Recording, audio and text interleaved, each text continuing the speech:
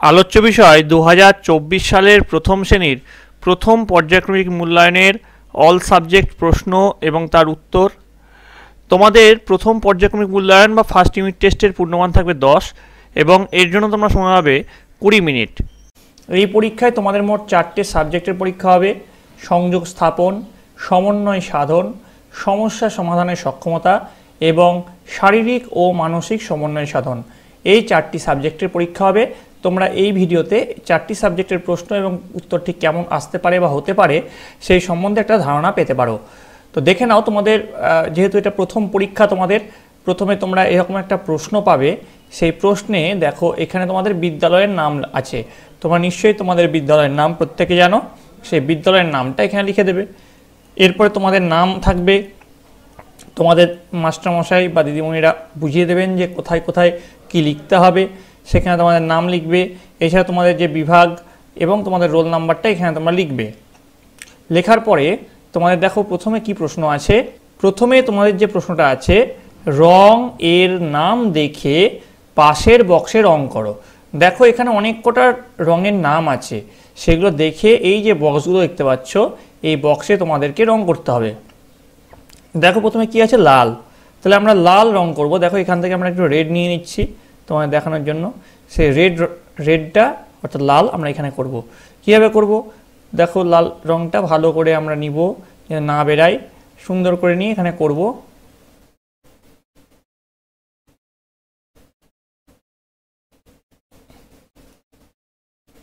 সুন্দর করে লাল রংটা এখানে করব। ঠিক একইভাবে লাল রঙের মতো আমি একটু দেখিয়ে দিচ্ছি, আমি পুরোটা রং করছি না অন্যগুলো। যেমন কালো বলেছে, আমরা কালো রং নিয়ে এরকম করে এখানে কালো রং করব। গোড়াটাতে কালো রং আমরা এখানে করব। প্রথমে ধারগুলো করে নেব যাতে রংটা বাইরে না বেরায়, তারপরে আমরা মাঝখানে রংটা করব। এটা হচ্ছে রং করার নিয়ম। প্রথমে ধারগুলো করে নিয়ে তারপরে মাঝখানটা রং করব। এবার দেখো বলেছে হলুদ, তো আবার সেই আমরা হলুদ রং নিচ্ছি। তোমাদের কাছে সেই হলুদ রংটা আছে, সেই হলুদ রং নিবে, দিয়ে এখানে রং করবে হলুদ।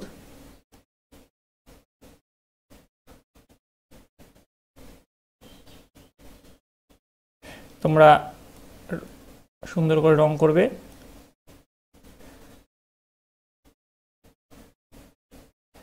তারপরে কি বলেছে, তারপরে বলেছে কমলা। আচ্ছা, কমলা আমি নিয়ে নিচ্ছি।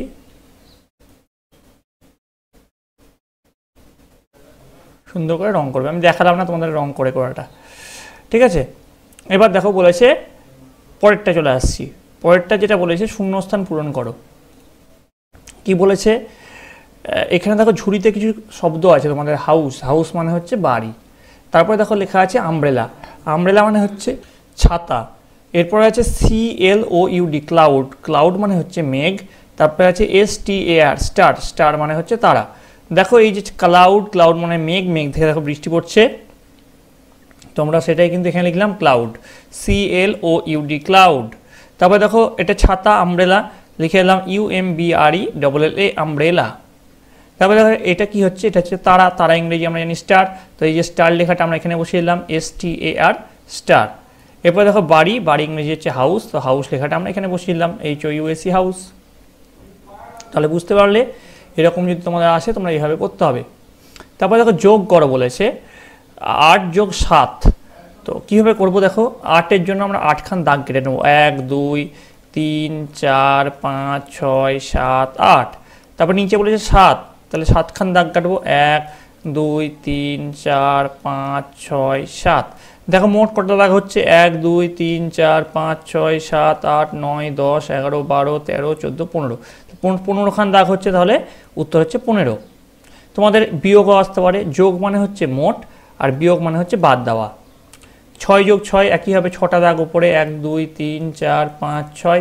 আবার 6টা দাগ নিচে, 1 2 3 4 5 6। মোট 6 6 কত হয়, 12। সেই 12টা দাগ মোট হলো আমাদের, এখানে লিখে দিলাম যোগ করে। এবার বলেছে এই যে ছবিটা দেখতে হবে, ছবি দেখে এটা কি তার ইংরেজিটা আমরা লিখতে হবে। তো এটা হচ্ছে গাছ ইংরেজি আমরা জানি TREE, ট্রি। তো TREটা লেখা আছে, তাহলে আমাদেরকে কি বোঝাতে হবে, আমাদের যেটা শুধু বোঝাতে হবে এই আরটা আর এই ইটা, তাহলে টি আর ডবল ই ট্রি হয়ে যাচ্ছে। এরপর দেখো একটা সূর্য আছে, সূর্য ইংরেজি আমরা জানি সান, তো এস ইউ এন সান, তো ইউটা আমরা এখানে বসিয়ে দিলাম, তাহলে হয়ে গেল এস ইউ এন সান। সান মানে হলো সূর্য, বোঝা গেল। এবার দেখো সংযোগ স্থাপনের পরে তোমাদের সমন্বয় সাধন বলে সাবজেক্টটা থাকছে। তো এটা দেখে নাও তোমরা কেমন হবে পরীক্ষা। একইভাবে তোমাদের এখানে নাম, তোমাদের বিদ্যালয়ের নাম, তোমাদের নাম লিখবে, রোল নাম্বার লিখবে। এবার দেখো প্রথমে যেটা বলেছে আকার, একার, হস্যুকার এবং ওকার যোগ করো। তো আকার, একার, হস্যুকার, ওকার তোমরা নিশ্চয়ই পড়েছো, সেইভাবে করতে এখানে বলা হয়েছে। তো প্রথমে দেখো লেখা আছে ছগল ও ছগল। ছগল বলে তো কোনো কথা হয় না। দেখো এখান থেকে যদি এই আকারটা আমরা নিই তাহলে ছয় আকার গলা ছাগল হবে, তাহলে এটা একটা কিন্তু অর্থপূর্ণ শব্দ। তারপরে পয়ের চন্দ্রবিন্দু পপ, পপ বলে কোনো কথা হয় না। তো এখানে দেখি একারটা যদি নেই, পয়ের চন্দ্রবিন্দু একার, পয় একার পেঁপে, ঠিক আছে, পেঁপে দিয়ে কথা হয়। ক কর, ককর বলে কথা হয় না। হস্যুকারটা যদি নিই কহেসু কহেসুর কুকুর, ঠিক আছে। প গল, পগল বলে কথা হয় না। পয় আকারটা যদি নিই পয় আকার গলা পাগল, ঠিক আছে। এটা কি হবে পয় আকার গ ল। তোমরা কিন্তু যখন লিখবে মাত্রা সহ মাত্রা ধরে ধরে লিখবে। তারপরে দেখো কি আছে ছবি দেখে দেখে লেখো। এটা কি ছবি আমরা জানি, এটা হচ্ছে জামার ছবি, লিখে দিলাম বর্গীর জয়াকার ময়াকার জামা। তারপর দেখো কি লেখা আছে, এটা একটা বলের ছবি, তাই তো। তো আমরা লিখে দিলাম বল অবল। তারপর দেখো আছে একটা পাতার ছবি, আমরা লিখে দিলাম পয়াকার তয়াকার পাতা। তারপরে এটা কি, এটা হচ্ছে একটা আমের ছবি, তাই জন্য আমরা লিখে দিলাম আম আম। এইভাবে কিন্তু আমরা এটা করে ফেললাম। এবার বলেছে বাম দিকের সঙ্গে ডান দিক মেলাও। দেখো বড় হাত বা ক্যাপিটাল লেটারের সঙ্গে স্মল লেটার বা ছোট হাতের লেটার তোমাদেরকে মিল করতে হবে। দেখো এটা হচ্ছে বড় হাতের এম আর এটা হচ্ছে ছোট হাতের এম, তাই জন্য এই দুটোকে আমরা মিল করে দিলাম।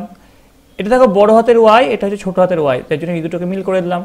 এটা হচ্ছে বড় হাতের আর, এটা হচ্ছে ছোট হাতের আর, এই দুটোকে মিল করে দিলাম। এটা হচ্ছে বড় হাতের টি, এটা হচ্ছে ছোট হাতের টি, এই দুটোকে আমরা মিল করে দিলাম।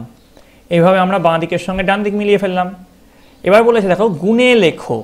এগুলো কটা আছে গুণে লিখতে হবে। দেখো এখানে গোল কটা আছে, একটা, দুটো, তিনটে, চারটে, পাঁচটা, ছটা, মোট ছটা গোল আছে, তাই জন্য এখানে আমরা কত লিখে দিলাম, 6 লিখে দিলাম। আবার দেখো স্টার কটা আছে, একটা, দুটো, তিনটে, চারটে, পাঁচটা, ছটা, সাতটা, আটটা, মোট 8টা স্টার আছে, তাই জন্য এখানে আমরা কত লিখে দিলাম, 8 লিখে দিলাম। এবার দেখো দেখে দেখো, এটা যা যা আছে লেখা দেখে দেখে লিখতে হবে।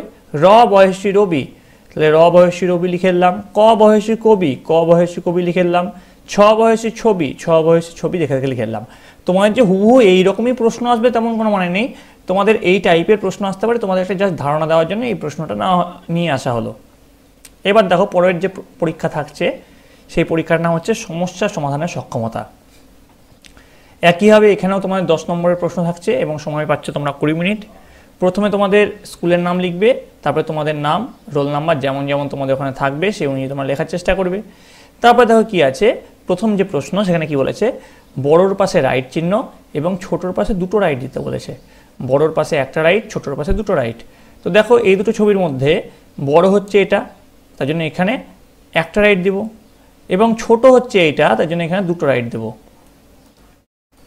আবার এই দুটো গাছের মধ্যে বড় হচ্ছে এইটা, এখানে একটা রাইট দেব। ছোট হচ্ছে এইটা, তার জন্য এখানে দুটো রাইট দেব। বোঝা গেল? এবার দেখো কি বলেছে, একটা প্রশ্ন দিয়েছে তোমাদেরকে, বাড়িতে 10টি আপেল ছিল, 4টি খাওয়া হলো, কোনটি ঠিক তার পাশে রাইট চিহ্ন দাও। কি ঠিক ভুল বলেছে, আপেল কি কমলো নাকি বাড়লো? 10টি যদি আপেল থাকে এবং সেখান থেকে যদি 4টি খাওয়া হয় তাহলে তো নিশ্চয়ই আপেলের সংখ্যা কমে যাচ্ছে, তাহলে আপেল কিন্তু কমছে, তাহলে মোট থাকছে হচ্ছে 10 থেকে 4 বাদলে 6টা আপেল থাকছে। বোঝা গেল? তাহলে আপেল কমলো, তার জন্য কমলোর ঘরে আমরা রাইট চিহ্ন দিলাম। এবার দেখো 3 নম্বরটা কি বলেছে, সার্কেল মানে গোল করতে হবে অল দ্য জি, এখানে যত তোমরা জি দেখতে পাচ্ছ সেখানে তোমাদেরকে গোল করতে হবে। বক্স অল দ্য ডি, অর্থাৎ যত কটা ডি দেখতে পাচ্ছ ততগুলোকে তোমাকে 4 কোণা করতে হবে। তো দেখো এখানে বড় হাতের জি দেখতে পেয়েছি, গোল করে দিয়েছি, আবার দেখো ছোট হাতের জি দেখতে পেয়েছি, গোল করে দিয়েছি। এবার বলেছে ডি দেখতে পেলে আমরা বক্স করে দেবো। তো এখানে দেখো একটা বড় হাতের ডি পেয়েছি, এখানে একটা ছোট হাতের ডি, এখানে একটা ছোট হাতের ডি, তার জন্য এগুলোকে আমরা বক্স করে দিয়েছি। বোঝা গেল? এবার দেখো চলে আসছি পরের প্রশ্ন। তোমার কাছে 5 টাকা ছিল, তোমার বাবা তোমাকে 3 টাকা দিলেন, তোমার কাছে এখন কত টাকা হলো? তো আমার কাছে প্রথমে 5 টাকা ছিল, লিখলাম। আমার বাবা আমাকে 3 টাকা দিলেন, তাহলে 5 আর 3 যোগ করলে কত হয়? 5 আর 3 যদি আমরা এরকম করে দাগ টেনে টেনে করি, 1 2 3 4 5, এই 5 টাকাটা আমার কাছে ছিল, আরও 3 টাকা আমার বাবা দিলেন, তাহলে মোট কতটা হচ্ছে? 1 2 3 4 5 6 7 8, 8টা হচ্ছে, মোট আমাদের 8 টাকা হলো। তাহলে এবার দেখো বলেছে দাগ দিয়ে মেলাও। আমরা দাগ দিয়ে মেলাবো, এই আকার, হস্যিকার, রিকার, এগুলো সবাই আমরা জানি, সেটাই আমাদের এখানে দিয়েছে। দেখো এখানে দীর্ঘ হয়ে আছে, দীর্ঘের সঙ্গে কী মিলে? দীর্ঘিকার। ও আছে, ও এর সঙ্গে কী মিলে? ওকার। রি আছে, রি এর সঙ্গে কী মিলে? রিকার।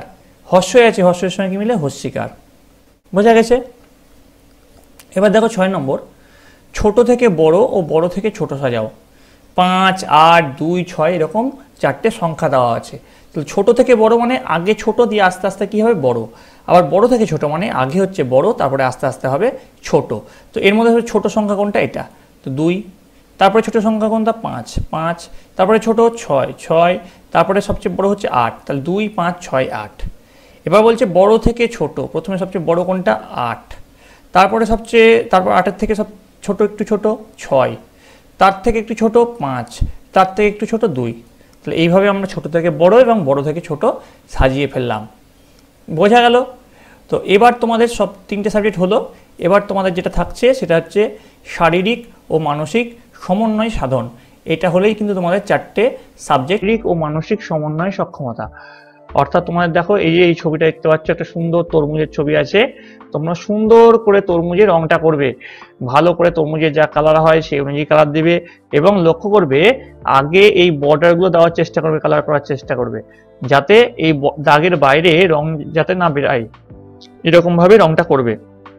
বলেছে নিচের ছবিটি রং করো ও ব্যাঙের কটি পা লেখো। তো তোমরা রং করতে সবাই খুব সুন্দর পারো। এই যে ব্যাঙ আছে, ব্যাঙটা খুব সুন্দর করে রং করবে, আগে ধারগুলো রং করবে, আগে ধারগুলো রং করার পর তারপরে মাঝখানে রং করবে। তো ব্যাঙটা রং করার পরে বলেছে ব্যাঙের কটি পা লেখো। তোমরা লিখবে ব্যাঙের 4টি পা। ব্যাঙের 4টি পা, এই দেখো 4টি পা, 1 2 3 4। তো ব্যাঙটা কিন্তু তোমরা খুব সুন্দর করে রং করবে, ঠিক আছে?